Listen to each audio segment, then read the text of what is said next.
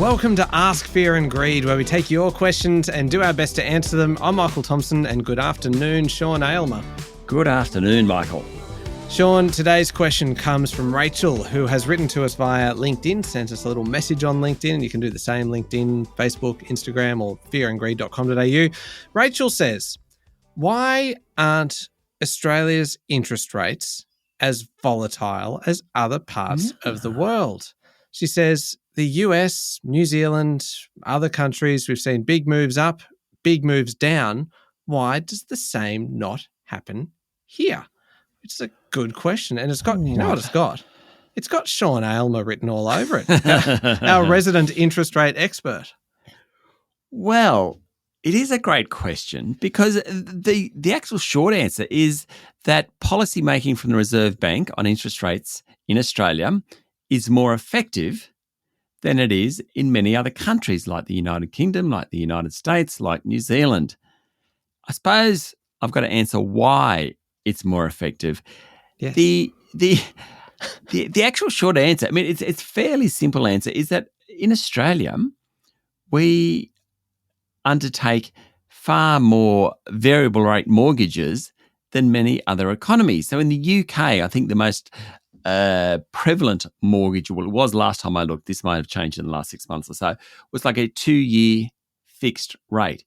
In the US, mostly 2-year fixed or fixed rates, not necessarily 2 years in the US, can be a bit longer actually, but fixed rates. So when they change interest rates in the US or the UK, it can take up to 2 years for that to feed through. Whereas in Australia, it happens almost immediately.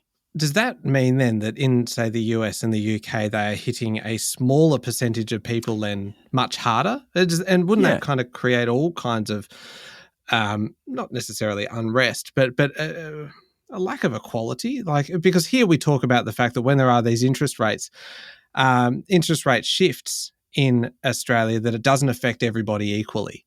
And that those with mortgages and variable rate mortgages are affected more than others, particularly those who don't have a mortgage at all. But here, what you're saying, it sounds like that difference would be even more pronounced in the US and the UK. Definitely. Now, a few things to keep in mind. Interest rates are transmitted through the economy, not just via mortgage rates, but also businesses with loans or businesses making a decision to invest versus putting their money in a term deposit, depending on interest rates. So that plays into it a bit as well. You will also find in Australia, home ownership is a much bigger part of the pie. So you go to places like Switzerland, hardly anyone owns a home. In Australia, you do own a home and people have mortgages. And what's the rule of thumb? A third of people have a mortgage, a third of people have paid it off, a third of people rent.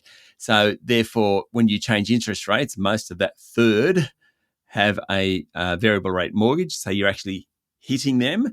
Now, in Switzerland, for example, if you're doing that, most people don't have a home loan. So it doesn't transmit quite as effectively. Same in the US. I think the same in the UK, though I can't really speak for the UK.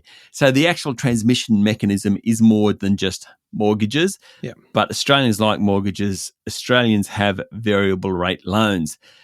Another thing that's worth mentioning is that because we're more effective, our interest rates didn't ever go as high as many of the other economies did. So New Zealand, United States, United Kingdom, those sorts of economies, their rates went much higher. Now, they're on the way back down, but the UK and the US benchmark rates are 4.75%.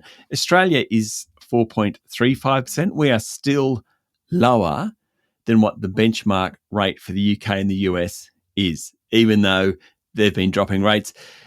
Canada, Europe, they've actually got lower rates than we do at this point, but it is worth keeping in mind that because of all those reasons we discussed, those rates go higher and they go lower. Okay, so in the end, we really don't have it too bad, do we? And we complain a lot as well about interest rates being so high, and historically they are not that high, are they? No, they're very high compared to the period post the global financial crisis. Mm-hmm. So over the last 17 years, they are very high. For the 30 years or 90s, so it's not 30 years, it's probably 20 years before that, they're actually quite low. And I think over history, we will look back and think that post-global financial crisis, that was the odd period. So 4.35% is a benchmark rate, paying 6%, 7% for your home loan rate. That's actually about normal. It might drop a bit, but it's not going to drop much. And the real problem is that perhaps people who entered the mortgage market for the first time during that post-GFC period would have gotten used to that. It would have been the only thing that they would have known, that these were these extremely low rates, and suddenly feeling like this is all it's ever going to be. And it's not the case. We're now actually back to what is normal. Yeah, I mean, you're talking your own book here, Michael, because I'm guessing that you got your first home loan when rates were really low. Some of us, a little older, Michael, we knew what it was like to have higher rates, but then the Reserve Bank came and said, we're not going to lift rates for the next 3 years. And so others, a friend who lives like in my house, upped the mortgage, figuring that they wouldn't, we didn't think we'd have to pay extra mortgage or like higher interest rates for a number of years. And then, of course, got hit with higher interest rates, and that's what's hurting. Yeah. Well, I tell you what, when we bought our first place, it was in about November of 2010, which I think was pretty much the month after the final interest rate rise. And then from then on, it was just all downhill. So it was a great time to be getting in, because it was just down, like, rubbing your hands together with glee. Here we go. But it's just you needed to be a little bit measured in that, going, hang on, what goes down in this case is going to come back up at some point. And make the most of those savings while they were there, and try and pay off a bit extra. Indeed.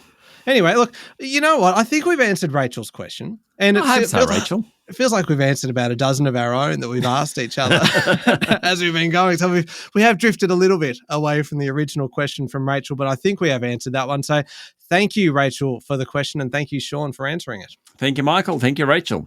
Remember, if you've got something that you would like to know, then please send through your question on LinkedIn, on Instagram, on Facebook, or head along to our website, fearandgreed.com.au, and send it on through there, and we'll pop it on the list. I'm Michael Thompson, and this is Ask Fear and Greed.